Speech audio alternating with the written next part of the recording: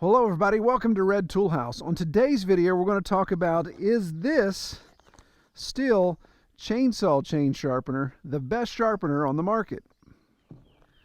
Well, now obviously that's a broad claim and there's a lot of options out on the market, and I'm just one guy on the internet, so what do I know?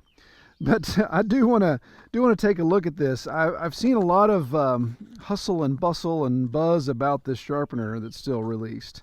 It's funny, still it's kind of nondescript on all their stuff. It really doesn't have a name. It just calls it a sharpener. It is specific to still and specific to your chain tooth gap. I think this is my what am I using here? I don't even know what I'm using. My MS391 has a 0.325 gap, so that's what this is specific for. So let's look first at other options that I've used, because like I said, we're going to test this out. I just bought this. We're going to test this out, but what have I used in the past? Well, obviously the simple thing, of course, was just to use a small round file and sharpen it by hand, kind of dress up my individual teeth on the chain that way. And I did that for years, and then discovered this rotary device. And then there's multiple rotary devices out there on the market. This is an Oregon brand. You can get this at any box store, and Oregon is not the greatest quality item when it comes to any of their chainsaw products. But a little rotary device has it's 12 volt, has 2 jumper leads that you can put on a battery, so it's convenient. It's convenient when you have access to a battery, of course. When you don't, then you're dead in the water. But with the side-by-side or the tractor or the truck, or even carry a little 12-volt battery around that I can clip on there, then you've got the ability to sharpen that. The problems I run into with this, or the things I don't like, are the simple fact that the guide on this is just pretty basic. It's just a little plate with some little lines that say, okay, if this is your pitch, then this is where you need to try to keep it. So it really doesn't have much in the way of helping you A, stay in the right angle, or B, are you high, low, those type of things. And I found while it does sharpen decently, you can get your pitch wrong. You can sharpen one tooth better than the other. And when I first started using this, I was getting my cuts where they'd curve, so I knew I had one side I laid on a little too heavy than the other side, so it was an issue. The other thing is these grinding stones, these little cylinder stones, and they wear down real fast. So I'll get a close-up of this, but you start off with a nice, perfect cylinder stone, and then just over a matter of sharpenings, you've got one that kind of looks like an hourglass. And of course that affects the curve of your sharpen angle on your tooth, so that comes into play. Another thing I didn't like about this is, of course, whether you're heavy-handed or not, with this rotary device and this coarse stone, you're really removing a lot of material on your teeth. And I've got some old chains that may get 2 or 3 years out of, and you get down to where the teeth are just tiny little nubbins because I've ground so much of it away over time. That rotary device takes so much metal away. So that's kind of an issue. I think you can get longer life out of your chain if you weren't using a rotary device. A question I get asked more than I expect to is, Troy, how do you know your chainsaw chain is dull? And I usually say, when it stops cutting. Actually, it isn't that simple.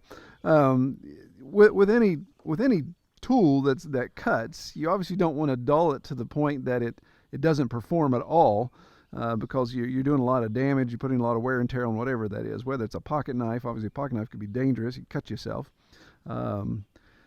But chisel, anything like that, if you've got it to where it's so dull that it won't even begin to perform, then you've gone way too far, and you're in the process of damaging that piece of equipment, putting yourself in danger, obviously bodily injury. What I look for when looking to see, is this chain ready to be sharpened, is obviously first thing I look at is my sawdust that comes off the saw. I want big, nice flakes. If this thing's operating properly, it's taking nice chunks out of that. If I get to where it's really dusty, a lot of dust flying around and things, then that's an issue. If I discover when I'm cutting into the tree or log or whatever, and I'm having to use my teeth here, on the chainsaw to really bite down and you raise up on this handle to torque that chain, that bar down into that log more, and really having to strain on that, then I know it's getting dull, or actually at that point it's past getting dull. It's very dull. What I like is a good sharp chain. You can literally go up and just lay the weight of the saw on that log, and it should start to cut through it. And again, nice big shavings, nice big wood chips coming out. So when that starts to go away, then of course I know it's time to sharpen.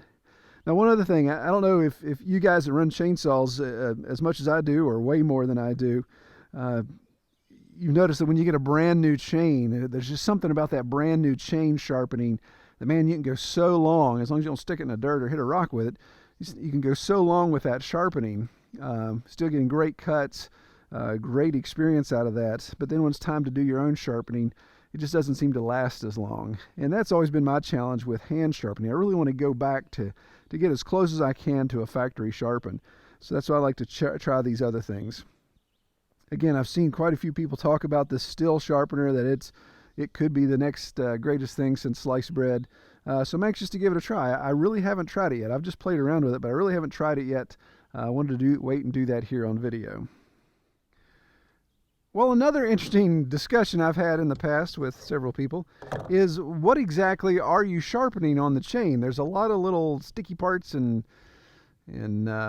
pieces of the tooth, and is this a raker? Is this a leveling? What's all going on here? So what are we sharpening? Well, I'll try to do some dual camera work here. Get this big spider out of the way. Go on.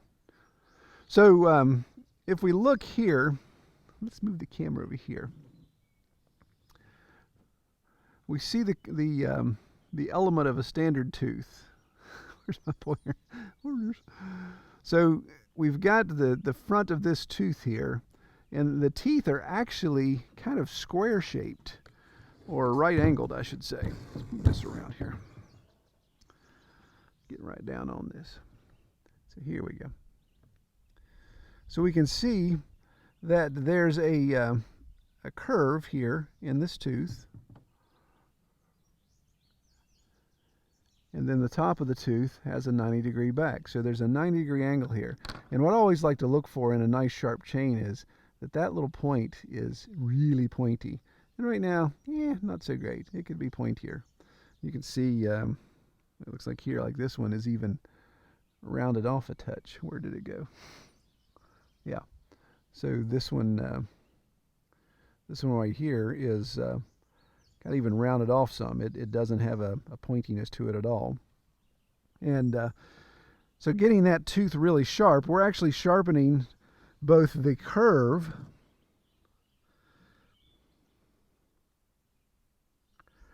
we're sharpening the face of this curve, so this vertical part, and then this horizontal part of the tooth. So that's why these little grinding stones sometimes work well, because as they come in, of course they would come in from this side, grinding stone would engage and sharpen the face of the horizontal as it's sharpening the outside or the inside of the vertical here. So we're really sharpening two different angles of the teeth at the same time.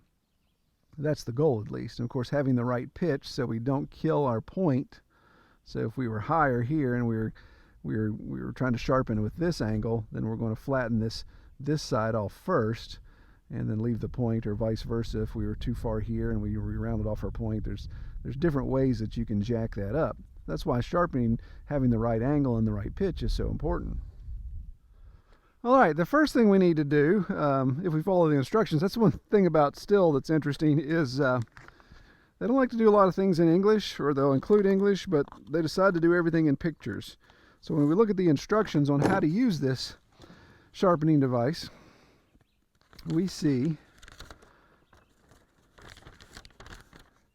just a lot of pictures, no text. So it seems pretty self-explanatory. Again, it's not like we're building a rocket engine here, but we'll give it a shot.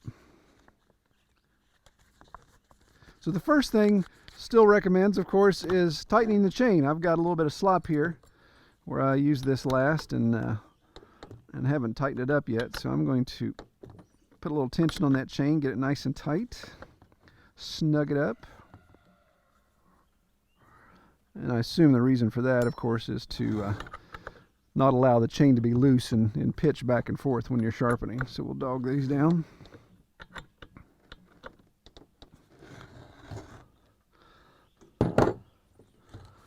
And the next step is to clamp it. Be Jed clamp it so it doesn't take off. So we will pat it dogger down here. See if we can get it to hold tight. I'm just going to put another clamp right here to get remove some of the sideways motion. So really the key to this is you want to stay 90 degrees. So you don't want to tilt this way or that way on the chain. You want to stay 90 degrees perpendicular to the bar. And of course with this, the pitch on this is 30 degrees, so we want to stay 30 degrees. And there's little graduations, or those little indicators on the sharpener itself to say, if you're sharpening this side of the chain, then use this side of the tool. If you're sharpening this side of the chain, then use the other side of the tool. So we'll start here with the proper side. Make sure I'm looking at it correctly. So ding, ding. Yeah, so this is the side I want to use if I'm going to stand on the right side of the saw. So what's really neat about this is it's kind of two-sided. It has these extra bars to guide the file. There's 3 files in this system. There's 2 round files and 1 square file. And I think that's probably the neatest thing about this sharpener is the square file, or the flat file, is actually addressing the depth gauge that determines the depth at which the tooth is going to cut. If that depth gauge wasn't there, then your tooth would dive straight into that wood and get hung up and bog your saw down. So that little piece there kind of says, okay, we're going to allow this much of the tooth to engage in the log. Well, what happens over time as you dull that chain, your tooth gets a little bit lower, obviously just microscopic amounts. It gets lower, and so when you sharpen that, you're making that lower. You also need to make sure the depth gauge gets reduced as well. So that's what's neat about this sharpener. It's going to sharpen the tooth and file down the depth gauge at the same time. So we're going to just line it up here and trying to maintain that 90 degree. Do a couple passes.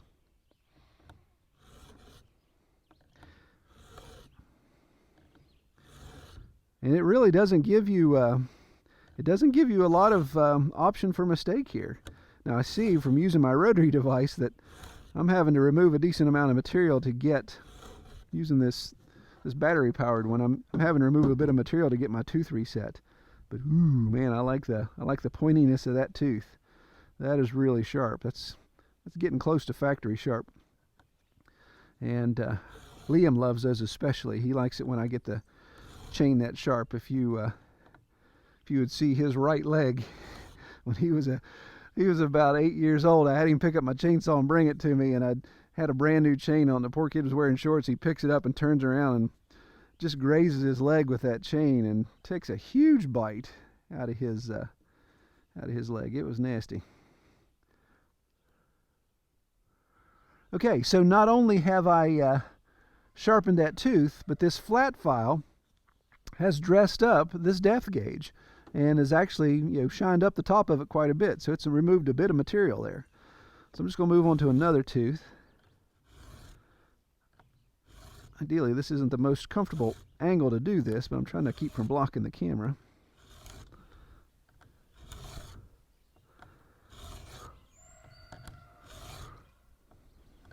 I'm not 100% sure, still doesn't recommend X amount of passes. It doesn't say on their instructions only do X amount of passes, but you want to try to be consistent. So if you're doing 5, 6, 7 on one side, make sure you're doing it on the other so you're sharpening both sides of your chain.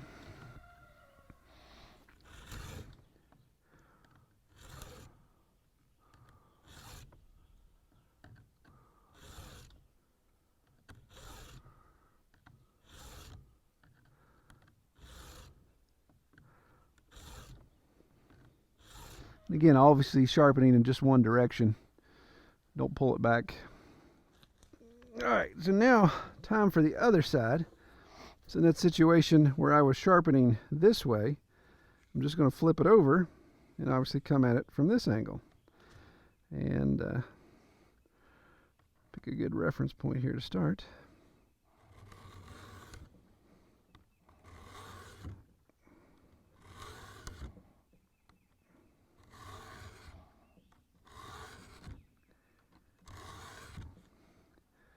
Wow.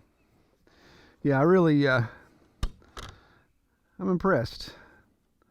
Again, I'm not sponsored by Stihl. This isn't a paid endorsement or anything, but I can tell at first pass there, you can see on that first pass on that tooth where my rotary tool has, over time, where I've been sharpening this, I'm kind of getting the pitch out of whack. I'm out in the woods, do a quick sharpening, and really not paying attention to it.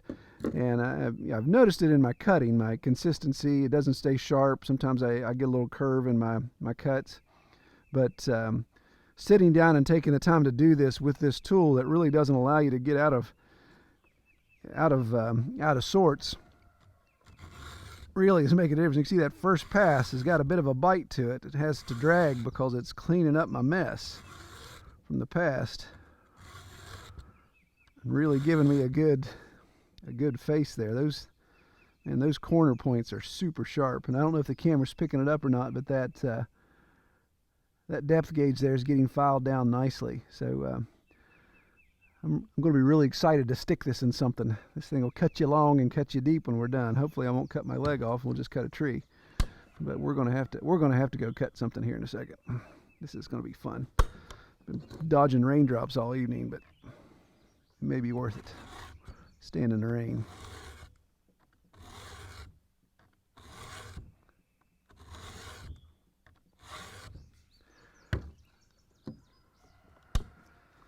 So you may ask, okay, Troy, since it's Stihl, does it have a premium price tag on it? Well,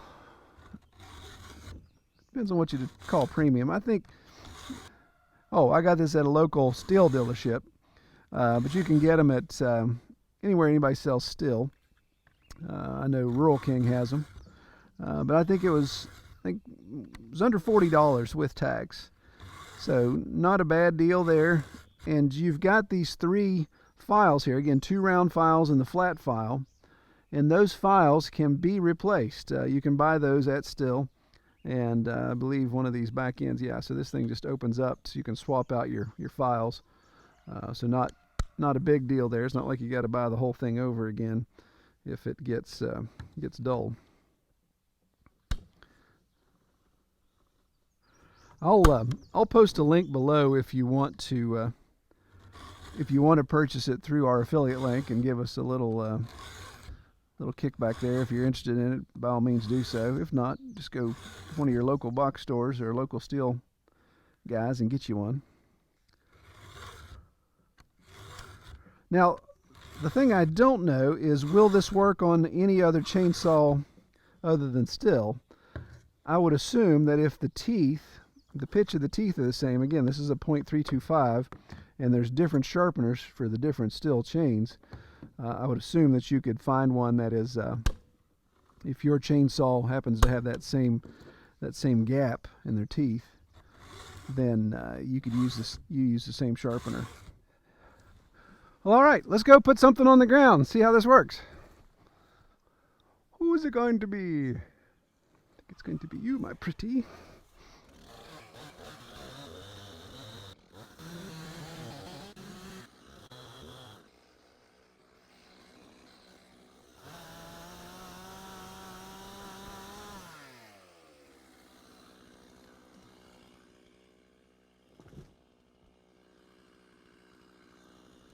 Whew.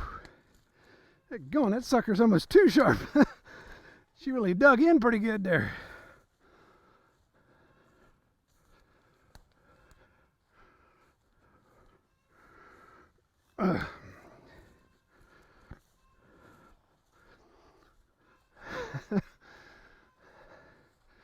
Need a snoot full of sawdust on that one. So that's pretty sharp. We'll get a close-up examination here.